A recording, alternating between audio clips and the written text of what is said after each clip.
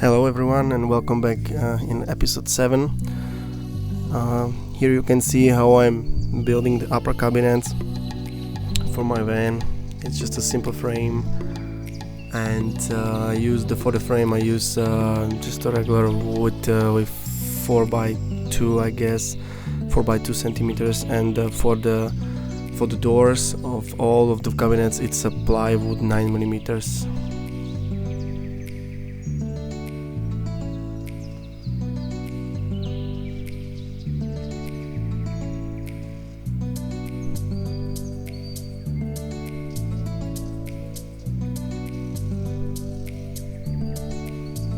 So this is how it looks like when it's done,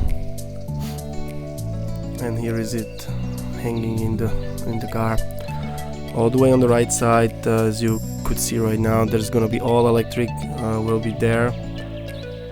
So there will be all the switches for the water pump, for the interior lights, the main switch for the power, for all the USB around the car, also for the compressor, like air compressor, and for the fridge. So that's gonna be on the right side. Also the 230 volts electric will be there, all the breakers and relay and all the fuses over there, everything. Here I'm painting with the clear coat all the cabinets, all the doors, everything actually is painted with the clear coat. And this is how it looks when it's painted. All the upper cabinets done. The lights are done, but actually I changed the lights because I didn't like this kind of white color, so I a little bit changed the lights. And I use these lights for cabinet lights, so I actually install them inside of the cabinets, which you're gonna see later. The worktop has like a 6 or 7 coats of crystal clear coat, so there's a lot of coats on it to protect the wood. Here you can see the fireplace of stove. I just need to take off the wrap and it's gonna be ready to go. There's 2 batteries down there, each 180 ampere hours. There is an MPPT controller, and there is a 230 inverter. It's 2000 watts.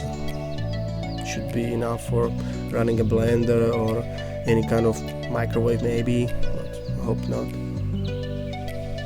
The sink is installed already there.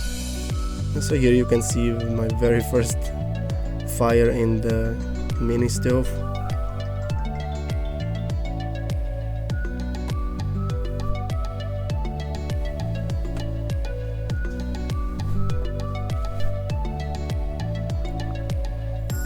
Looks pretty good.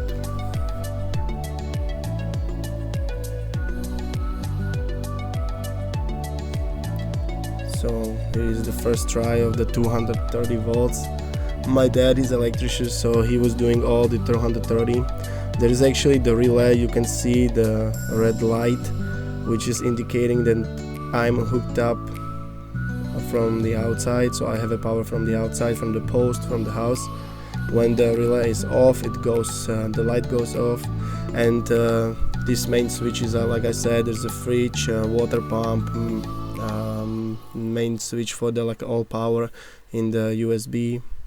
Electric fan is hooked up.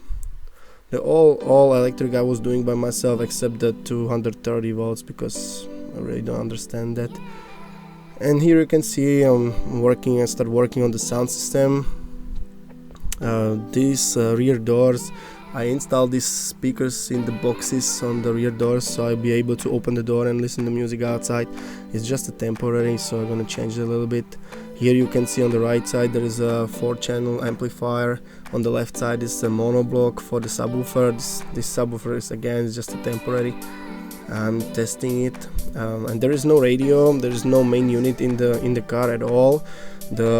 all music is hooked up with the Bluetooth. There is a Bluetooth device which is hooked up straight to the both amplifiers, and then I can play the music from the iPad, from the iPhone, or any other source of music. Doesn't matter, you know, my friends can play the music. You can play the music when you're doing barbecue outside. You don't need to go back to the car every time. So that's why I didn't want the main unit. I just decided to go with this Bluetooth. So here is the rear door done. This is the new subwoofer. I just finished it, and you can see some pictures how I was building it. I used the Alpine speaker inside, and I built the subwoofer by myself. I've been doing this for many years. I really like it. So this is the subwoofer. It's gonna be between the front seats, but on the top is gonna be the holder. So this is kind of subwoofer slash cup holder. And here you can see I changed the lights already. I took the lights from the ceiling and I used them in the cabinets because I think it's better, and then you can actually see over there. And here you can see the left side is 230 volts. There is the relay and everything. The fuse box for the 12 volt system is in the middle, and on the right side on the top all the relays for the lights on the roof. So all the lights, the LED lights on the roof rack, are going through the relays. And here I'm working on the shower. I just decided to go with the shower as like a box. So actually it's a stainless steel shower pan, and with the box like a frame around, so I will be able to sit on it when I need to, and when I take off the cover, the lid, then I can just use a curtain and have a shower.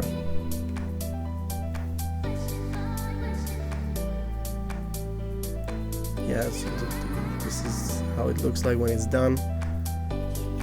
It's pretty simple. There's a portable toilet inside. During the time I don't need it, as you can see right now, and you cannot.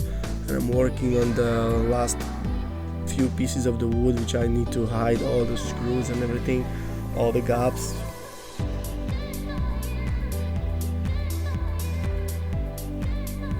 And here you can see the shower. It works pretty good. There's everything already hooked up.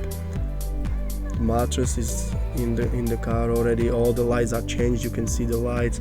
I use those LED strips everywhere, and those waterproof. There is a LPG or a gas tank. And this is the shower, fire stove, wood stove. Yeah, you can see there is a 24 degrees inside of the car, but there was a minus 19 or negative 19 outside. It was pretty good success. And here I installed those gas shocks, or I guess it's shocks for the solar panel, so I'll be able to lift it up during the time when the sun is low, especially like the winter time.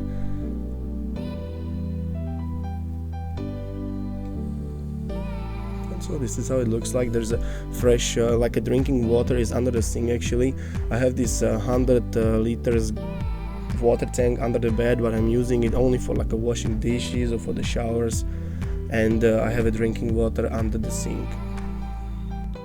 So thank you for watching, and please subscribe and give me a thumb, and see you next time. Bye.